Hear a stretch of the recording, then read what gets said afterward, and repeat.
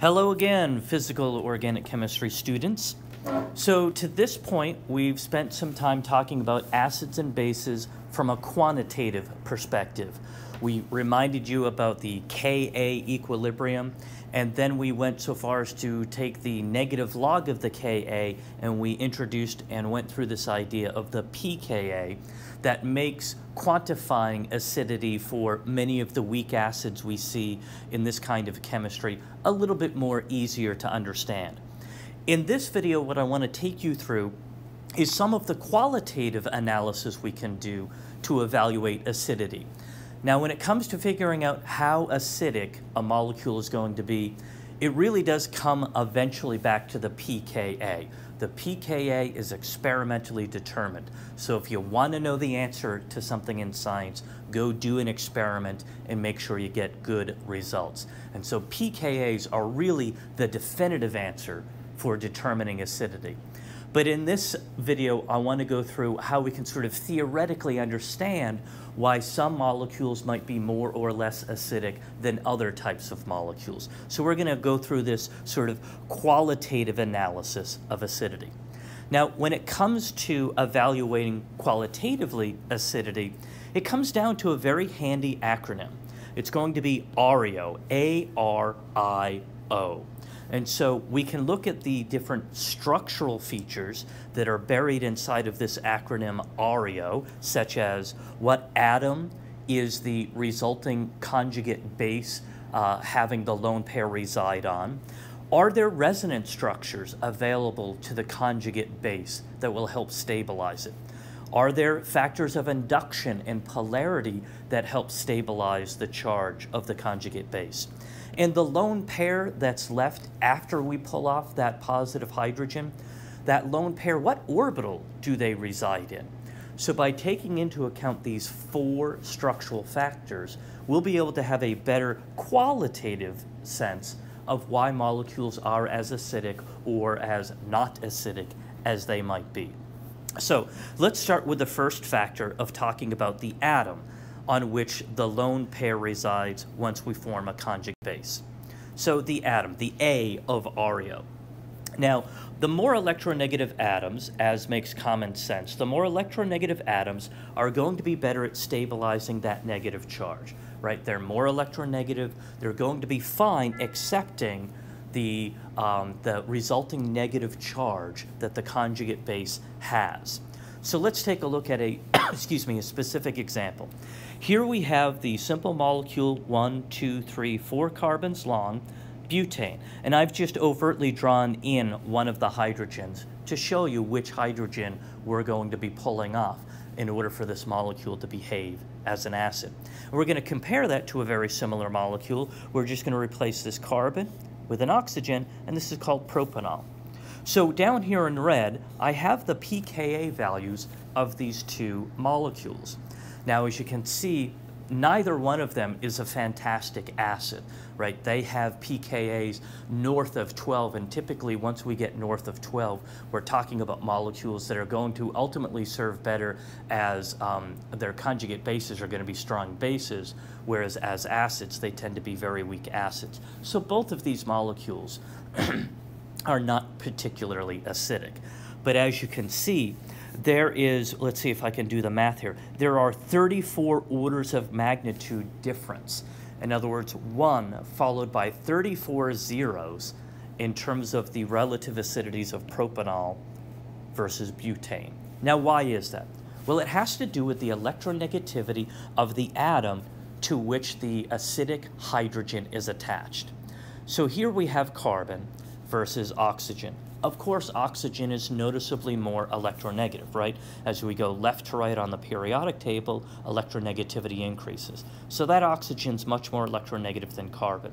So the conjugate base, and I will just depict that, imagine we have our conjugate base. So now this hydrogen is no longer there, and the lone pairs are left behind, and we're going to have an anion.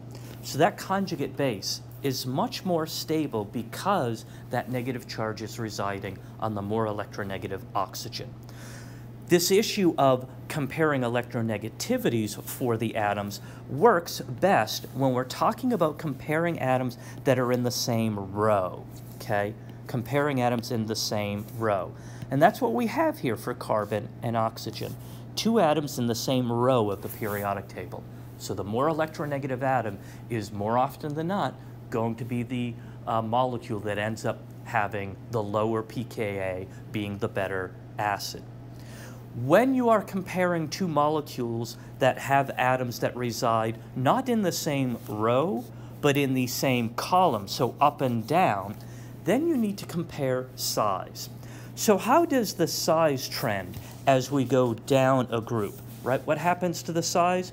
Well, we have the smaller atoms at the top and the larger atoms at the bottom as we go down a column, down a group.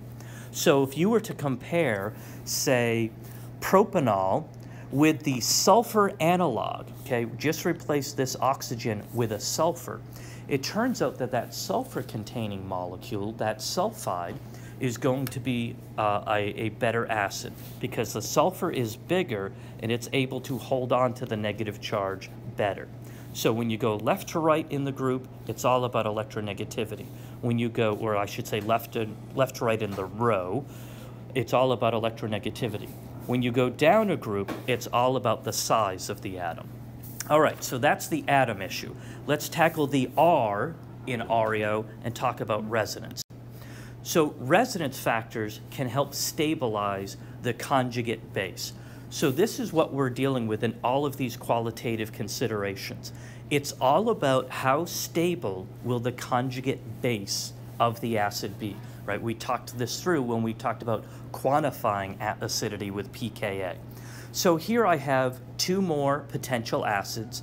We have ethanol, again, which is a fairly weak acid, versus acetic acid. And when you look at its pKa, it's 4.8. This is going to be an honest-to-goodness acid. Heck, it's even got the word acid in its name, right? Carboxylic acids are going to want to behave like Bronsted-Lowry acids and give up that hydrogen. All right, so what accounts for the, what do we have here? 11, 12 orders of magnitude difference in the pKa's of ethanol versus acetic acid. Well, quite simply, this comes down to the fact that the conjugate base of acetic acid, which I show down here, has resonance stabilizations. Once I form the acetic anion, I can, of course, treat these lone pairs like an allylic lone pair move and move the electrons in and move those electrons out, generate the resonance structure, and so the acetate anion is stabilized by resonance. The anion of ethanol, right, it's going to have the negative charge on the oxygen, which, as we just talked for atom's sake, is pretty good. Oxygen's electronegative, but there are no resonance possibilities with the conjugate base of that ethanol anion. So we see a dramatic lowering of pKa if and when you have resonance possibilities.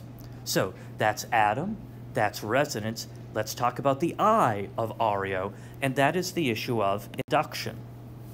Induction is sort of another electron effect. Resonance is an electron effect because we can move the electrons to different parts of the molecule, right? They're delocalized, and whenever we can delocalize electrons, that's a good thing. Induction is a different matter. It's still associated with the electrons, but now we're not really moving them.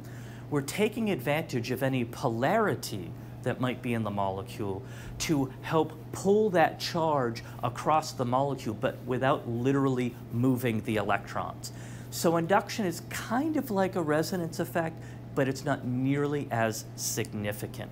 As I say here, typically these inductive effects are going to be less influential, less significant than resonance effects. So, as is our practice now, I'm going to take two acids and compare them.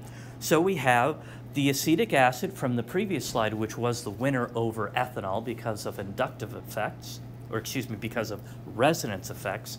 Now we have another acetic acid, this time trichloroacetic acid.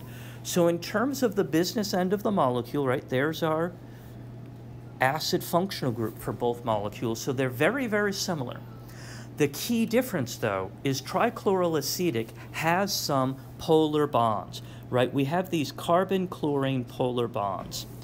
And this added bit of polarity will help further stabilize the conjugate base by, if I erase the hydrogen, leave my negative charge for the conjugate base, now this negative charge, not only can it resonate through the acid functional group, the charge can be pulled throughout the rest of the molecule inductively by the presence of those polar carbon-chlorine bonds. And you can see this effect can be pretty noticeable, right? It can account for, in this case, about 4 orders of magnitude, right? That would be a factor of about 10,000. Trichloroacetic acid is about 10,000 times more acidic than acetic acid. Now, if you compare these values to what we had for ethanol versus acetic acid before, right, the orders of magnitude are definitely smaller here, but inductive effects are real nonetheless. So that's atom, that's resonance, that's induction, and that leaves us with the O, and that is to talk about the orbitals. So after you pull off the hydrogen, when it comes off as H+, which is going to be a proton, after you pull off the proton from your acid and you form the conjugate base, you will typically have a lone pair left on the atom, or you'll have a lone pair left on the atom. So let's say I'm talking about oxygen, right? I've got these lone pairs that are left behind. So the question is, what is the hybridization, or what orbital do the lone pairs of the conjugate base reside in? And if those lone pairs can be stabilized through resonance, that's great. If the lone pairs can be stabilized through induction, that's great. But if the lone pairs can be stabilized by being closer to the nucleus of the atom they reside on, by being in an orbital that occupies less volume, that will also be good. So let's say your lone pair that you leave behind is in an sp3 orbital. That lone pair is further from the nucleus than if the lone pair were in an sp2 orbital, and those are further than if the lone pair were residing in an sp orbital. So after you pull off the proton, notice what orbital the lone pair is left in. And the closer that lone pair can be to the nucleus, the more stable it's going to be. And I order that stability right here in this arrangement of atomic orbitals. If the lone pair is left in an s orbital, and you're typically not going to see this, that's about as stable as it can be because those electrons are going to be fairly close to the nucleus. As we have sp, sp2, sp3, and then p's, then these lone pairs would get a little bit less stable because on average the electrons would be further away from the positively charged nucleus. All right, so let's take a look at what kind of an influence this orbital factor could play. So here I have 3 molecules. I have an alkane called ethane. It's an alkane because everything is carbon-carbon single bond. I have the alkene of ethylene because I have the carbon-carbon double bond. And then I have the alkyne, Y-N-E, alkyne, of acetylene because of the carbon-carbon triple bond. So imagine, right, after we pull off each of these protons, right, so these hydrogens go away, and we're left with lone pairs in each case. Okay, after the hydrogen leaves, we're left with lone pairs for our conjugate base, and of course they would all be anionic. What orbitals are these lone pairs occupying? Well, in the case of ethane, that orbital is going to be an sp3. In the case of the ethylene, that'll be an sp2 orbital. In the case of acetylene, that'll be an sp orbital. So we get more and more S character as we go left to right. So on average, the lone pair of acetylene is closer to that carbon nucleus than the lone pair of ethylene, than the lone pair of ethane.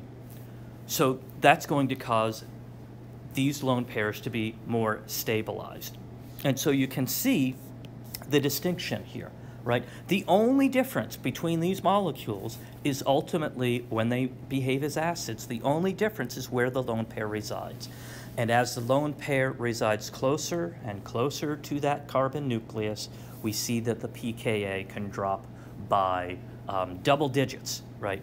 We've got a factor of 6 here and then another factor of nearly 20 there. So we can see a pretty steep drop off. All right, so that is then the fourth factor that can affect stability, the issue of orbitals. Now, how should you work with this ARIO acronym? In what order should you take these factors?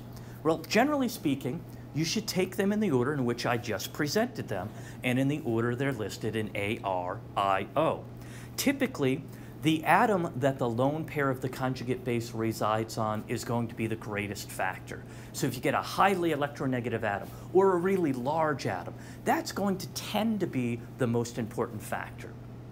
Then resonance, right? The electronic influence of resonance is going to be a key factor, and it's going to be more important typically than induction, and induction is more important than where the orbital resides. Now, that said, it's not always going to be the case that the ordering works out exactly like this, right? This is sort of a loosey-goose theory, this ARIO. So it should be treated as a guideline, but it should not be treated as sort of chemical gospel. So let's look at some more examples here. I have here ethanol and propylene. So I have an alcohol and I have an alkene. Now, why is it that the ethanol has such a lower pKa than the propylene? Well, when I do the deprotonation, I'll go ahead and draw this in more overtly this time. I have the conjugate base of this guy here, and I would have the conjugate base of this guy here. Now, you'll see that the conjugate base of propylene is set up such that we have an allylic lone pair, right? I have my lone pair in the allylic position with respect to that double bond. So as we spoke about not too long ago, this gives us resonance possibilities. I could put the lone pair on the other carbon and the double bond between the two carbons in the middle and on the right. So I have a resonance effect here. That's really good. But as you can see, the atom effect of the lone pair being left on an oxygen ultimately is more important than the fact that I could have resonance structures. More important to the tune of, you know, something on the order of almost 30 pKa units. So several zeros between these two acids in terms of their relative acidity. So you can see here that atom is the more important effect. Let's take a look at an example that's going to actually play a little bit loosey-goosey with this ARIO ordering. So let's compare acetylene to ammonia. Both of these are potential acids. And if we look at an equilibrium, if we look at a reaction between acetylene and the conjugate base of ammonia, this NH2 anion, we would see that this reaction definitely favors going to the right. So it favors products. If we look at the relative pKa's, we see that we have a pKa of 25 for the acetylene and a pKa of 38 for the ammonia. Now, this plays fast and loose with our ARIO ordering. If we followed ARIO, right, the first letter in ARIO is A for atom. So we would be talking about comparing this carbon with this nitrogen. And just based on electronegativity factors, we would think that the NH2 anion, that nitrogen, is more capable of housing the negative charge than this carbon is. But as you can see from the relative pKa's, acetylene is a better acid than ammonia. So it seems as though the atom is not the factor that counts here. It turns out that the factor that's going to count here is the last one, of orbital. Because here in my acetylene anion, I have an sp orbital where that lone pair resides, right? That's sp there. Meanwhile, for my ammonia, for the conjugate base of ammonia, these electrons here are residing in an sp3 orbital. And so the greater sp character of the carbon of the acetylene conjugate base is going to stabilize that lone pair better than the sp3 orbitals of the conjugate base of ammonia.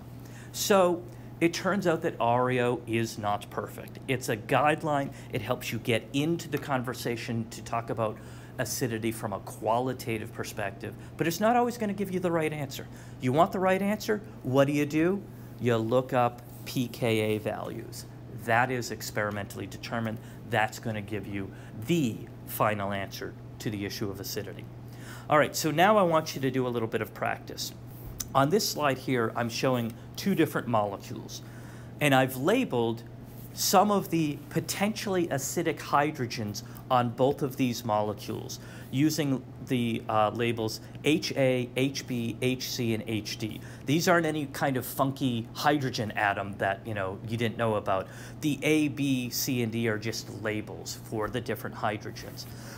So what I'd like you to think about for both of these molecules is come up with a rank ordering for the relative acidity of each hydrogen within the molecule. So what's the order for HA through HD here in terms of acidity? What's the ordering for HA, B, and C in terms of acidity for the molecule on the right? Come up with your orderings, and then we will talk about the answers to this question and other issues associated with qualitatively understanding acidity in our next classes. All right, that's good enough for now.